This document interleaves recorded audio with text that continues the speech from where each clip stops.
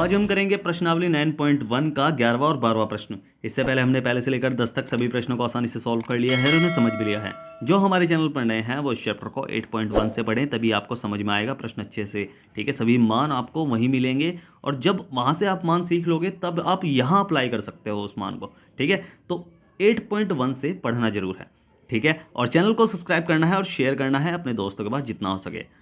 तो आज का जो आपका प्रश्न है वो विज्ञान से है। आपको मुझे बताना है कि दूरदृष्टि दोष क्या है और इसे दूर करने के लिए किस प्रकार के लेंस का प्रयोग किया जाता है। फिर से रिपीट कर रहा हूं कि दूरदृष्टि दोष क्या है और इसे दूर करने के लिए किस प्रकार के लेंस का प्रयोग किया जाता है। इसका आंसर आपको मुझे कमेंट बॉक्स में लिखकर भेजना है। तो चलिए शुरू करते हैं प्रश्नावली 9.1 का। सबसे पहले हम करेंगे 11वां प्रश्न। तो इसमें जो दे रखा है उसे हम चित्र के अनुसार ही समझेंगे। ठीक है, तो चलिए हल करते हैं इस प्रश्न को। तो प्रश्न को पढ़ना है ध्यान से। ठीक है, इसके हिसाब से जो चित्र है हमें उसमें देखना है कि एक नहर के एक तट पर पहले प्रश्न को समझाया जाता है। ठीक है, तो नहर का जो एक तट है उस पर एक टीवी टावर खड़ा है कि ये बीच में नहर है, इसके एक साइड तो टीवी टावर खड़ा है और जो दूसरे साइड है उससे जो उन्नयन कोण बन रहा है वो 60 डिग्री का बन रहा है। ठीक है, और इसी जो दूसरा तट है ना, तो इससे ठीक 20 मीटर की दूरी पर एक जो दूसरा पॉइंट है उससे जो है 30 डिग्री का कोण बन रहा है। ठीक है, तो हमें क्या ज्ञात करना है, हमें ज्ञात करना है टीवी टावर की जो है ऊंचाई, यानी ये हमें ज्ञात करनी है, और नहर की चौड़ाई ये भी हमें ज्ञात करनी है। जो कॉमन है ना दोनों में वो हम नोट करेंगे। भाई कॉमन क्या है, ये भुजा दोनों त्रिभुजों में कॉमन है। तो मैं कहूं कि टावर की ऊंचाई दोनों में कॉमन है, तो हम क्या करेंगे, इसे पहले ज्ञात करेंगे। तो इसको मान लेंगे हम क्या, एक्स, कि ये है एक्स मीटर। ठीक है, इसे हम मान लेंगे एक्स मीटर। तो बस इस हिसाब से हम करेंगे क्वेश्चन को सॉल्व। और वो कैसे, तो इसे हम कर लेंगे ऐसे कि पहले हम क्या करेंगे कि माना जो टावर की ऊंचाई है, भाई टावर जो माना क्या है, तो प्रश्न में हमें दे रखा है टावर की जो ऊंचाई है वो है ए बी है, तथा हमने क्या करा है कि जो सी डी इस प्रकार है। भाई सी और बी हमने मान लिया कि माना बी सी बराबर एक्स मीटर और सी डी हमें दे रखा है, सी डी हमें दी है 20 मीटर। ठीक है, तो हम क्या करेंगे, पहले इस छोटे वाले त्रिभुज में इसे ज्ञात कर लेंगे। इसे ज्ञात करेंगे इसके रूप में। ठीक है, लंब और आधार दोनों है, ये थीटा है तो इसके ठीक सामने वाली भुजा क्या हो गई, लंब हो गई। और ये क्या हो गया, ये हो गया आधार। और ये तो कर्ण होता ही है जो कभी चेंज नहीं होता, चाहे आप कोई से भी कोण से देख लो, ये कभी चेंज नहीं होगा। ठीक है, कर्ण कभी चेंज नहीं होती क्योंकि सबसे बड़ी भुजा होती है। और ये हो गया, हम क्या करेंगे, पहले इस वाले त्रिभुज में देखेंगे कि समकोण त्रिभुज, समकोण त्रिभुज जो है ए बी सी में, ए बी सी में, इस त्रिभुज में हम देख रहे हैं इसमें जो है लंब आधार हमने मान लिया है और हम क्या करेंगे, लंब ज्ञात करेंगे। तो ये हो जाएगा एल ए एल बटे के ए। तो ये है हमारा लंब और आधार दोनों इसमें दे रखा है, लंब और आधार इसमें दे रखा है। तो बस हम क्या करेंगे, यही tan का मान से ही कर लेंगे हम काम। कैसे कि tan 60 क्यों, क्योंकि एक थीटा जो है 60 दे रखा है। तो tan 60 बराबर भाई लंब बटे आधार, तो लंब हमारा है ए बी बटे आधार है हमारा क्या, बी सी, तो बी सी, ये हमने कर लिया। अब tan 60 का जो मान होता है वो होता है √3 बराबर ए बी बटे बी सी हमारी एक्स है। तो बस ए बी हमारी क्या निकली है, ए बी हमारी निकली है, इसे लिख लो ए बी बराबर x√3, क्योंकि ये भाग में इधर जाके गुणा में हो गया तो x√3 हो गया मीटर। ठीक है, ये हमारी ए बी निकली है।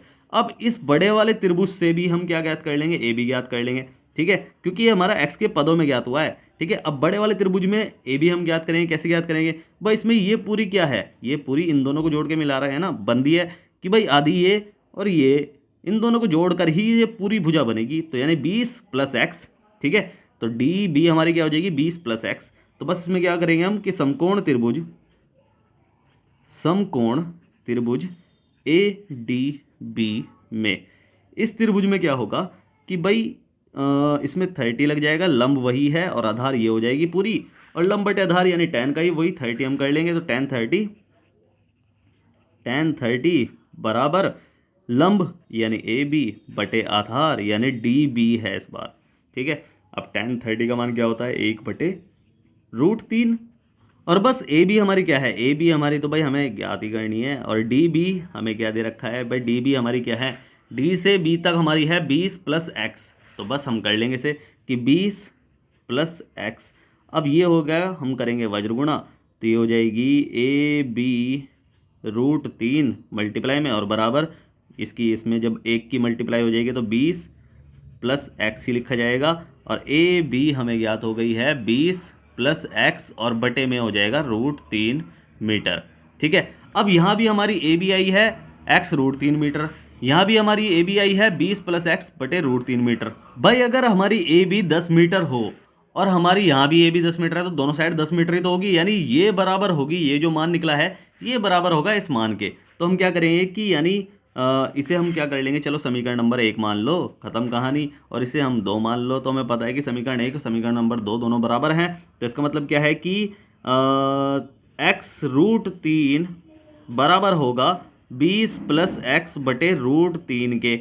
अब आपको पता है कि भाई ये √3 में है, तो भाई रूट जो है ना, हम देखो यहाँ तो बटे में है, यहाँ भी बटे में कर लेंगे और ये कर लेंगे वज्रगुणा। तो वज्रगुणा करेंगे तो एक्स मल्टीप्लाई √3 मल्टीप्लाई √3 और बराबर 20 प्लस एक्स, फिर 1 की गुणा होकर जुगत उतर जाएगा। अब इसे हम कर लेंगे सॉल्व, तो एक्स मल्टीप्लाई 3 हो जाएगा, क्योंकि रूट की उसी रूट में मल्टीप्लाई करके जो रूट के अंदर होता है वही आता है। ठीक है, ट्राई करके देख लो। और 20 प्लस एक्स ये हो गया।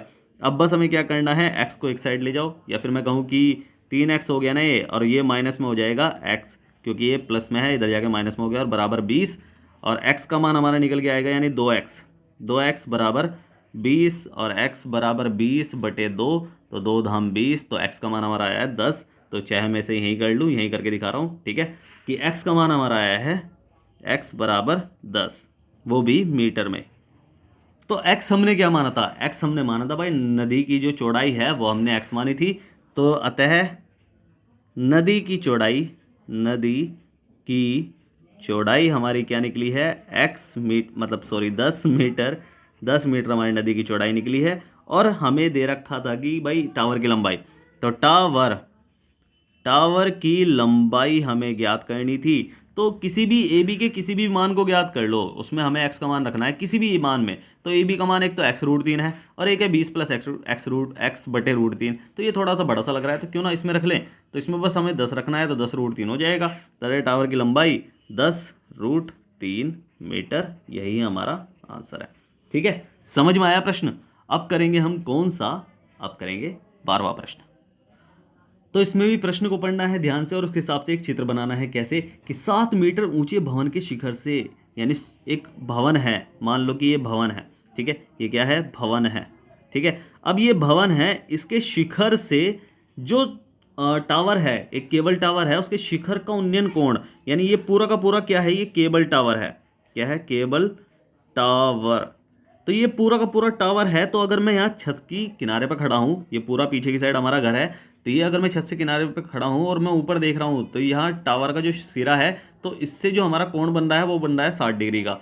और मैं अगर यहाँ से ठीक इसके नीचे की साइड देख रहा हूँ कि भाई कहाँ से स्टार्ट हो रहा है ये खंबा ज़मीन से, तो यहाँ से अगर मैं देख रहा हूँ तो ये कोण हमारा है कितना, ये कोण हमारा है 45 डिग्री का। ठीक है, यानी मैं सीधा कहूँ कि ये कोण, या फिर मैं कहूँ कि ये वाला कोण, बात दोनों एक ही है कि ये कोण दोनों के दोनों जो हैं 45 डिग्री के हैं। ठीक है, तो 45 डिग्री का कोण बन रहा है यहाँ से यहाँ तक। ठीक है, चाहे आप इसे भी 45 कर सकते हो, ऐसी कोई प्रॉब्लम नहीं है। 45 45 90 भाई चकोर बनेगा ना, एक सिंपल सी बात है।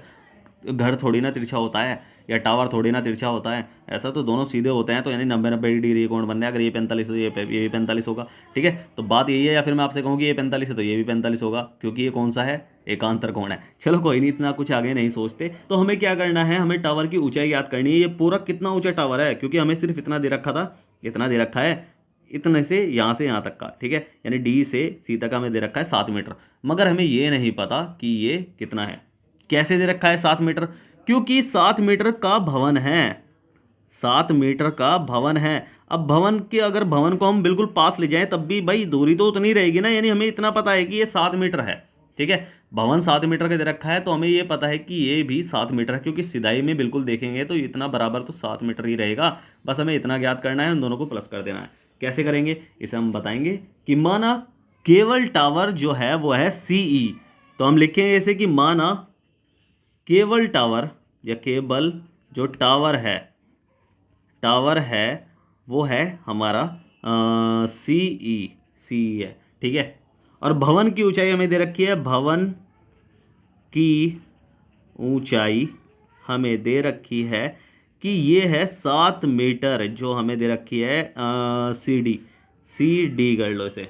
तो चलो इसे करते करते सॉल्व करते हैं, तभी आपको समझ में आएगा। भाई ये हमने कर लिया कि ये मान लिया हमने कि ये एक्स है, जैसे पिछले में हमने माना था ना ये एक्स है, अगर ये एक्स है तो ये भी तो इसके समांतर है, तो ये भी एक्स है, ये एक्स मीटर हमने मान लिया, ठीक है कि एक्स मीटर है ये। तो ये जब एक्स मीटर है तो हमें क्या करना है, हमें करना है इसका, भाई इसका मान इसके पदों में ज्ञात करना है, ठीक है। तो हम क्या करेंगे, समकोण त्रिभुज, समकोण त्रिभुज जो है ए डी ई में, ए डी ई में, इस त्रिभुज में क्या है कि भाई जो भाई ये तो है लंब, ये है आधार, तो लंब बटे आधार किस में होता है आपको पता है यार, हमने कई बार कर लिया, एल एल बटे के ए टेन में होता है, तो बस टेन का मान रख लूँगा मैं, टेन 60 हो जाएगा ये, टेन 60 बराबर लंब हमारी है डी ई बटे आधार हमारी है कि आधार हमारी क्या है ए डी।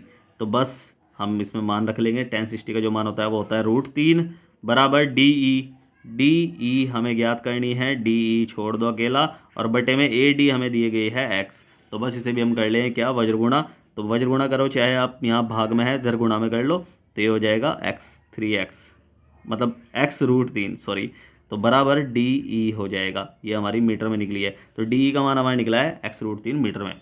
अब सेम टू सेम ऐसे ही हम चाहे तो इस वाले त्रिभुज में भी कर सकते हैं, ठीक है। इतना मान जो है हमें पता है 60 डिग्री है, मगर मैं इधर क्यों ले रहा हूँ, भाई हमें दे रखा है अवनमन कोण, अगर ये 45 है तो भाई सिंपल सी बात है, इसके ठीक सामने वाली भुजा क्या हो जाएगी, लंब हो जाएगी, क्या हो जाएगी, लंब हो जाएगी, ठीक है। और ये हो जाएगी आधार, क्या हो जाएगी, आधार। तो बस हमें क्या दे रखा है, हमें दे रखा है एक तो थीटा, थीटा के ठीक सामने वाली भुजा लंब हो गई, ये हो गई लंब, और ये हो गई आधार, तो ये आधार हो गई। तो इसका मतलब क्या है कि हम क्या करेंगे, त्रिभुज ए बी सी में, इस त्रिभुज में क्या हो जाएगा, समकोण है ये, समकोण त्रिभुज ए बी सी में जो tan 45 है, tan 45 लेंगे क्योंकि इसमें भी लंब और आधार ही है, तो tan 45 बराबर लंब यानी बी सी बटे आधार यानी 7 हो गया। अब tan 45 का मान हमारा निकलता है क्या, एक tan 45 एक होता है, तो एक होता है, तो बी सी हमें दे रखी है क्या, एक्स, सॉरी ये एक्स हो गई, पहले से उसे पूरा लिखना था हमें कि ए बी लिख लो, चलो तो ये हो जाएगा एक्स बटे ए बी हमें दे रखी है 7। तो बस एक्स का मान हमें ज्ञात हो गया कि एक्स बराबर हो गया, सॉरी एक्स बराबर हो गया 7 एकम 7 हो गया, तो एक्स बराबर 7 मीटर हो गया।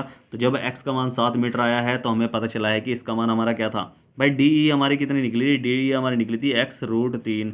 तो बस तो आता है जब x का मान 7 आया है तो डी ई हमारी थी x√3, तो ये हो जाएगी 7 या बराबर कर लो 7√3 मीटर।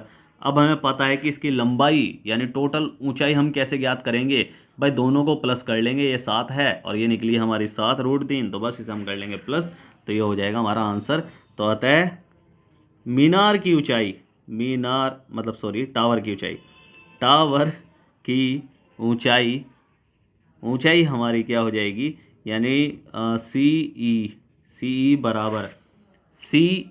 बराबर हो जाएगी डी सी या फिर C D plus D E, C D plus D E, दोनों को मिलाकर हमारी जो ऊंचाई है वो ज्ञात हो जाएगी, यानी सी ई बराबर डी, सी डी हमारी क्या निकली है, भाई सी डी हमारी है जो हमें दे रखी थी कि 7 और प्लस डी ई हमारी निकली है 7√3, तो 7√3।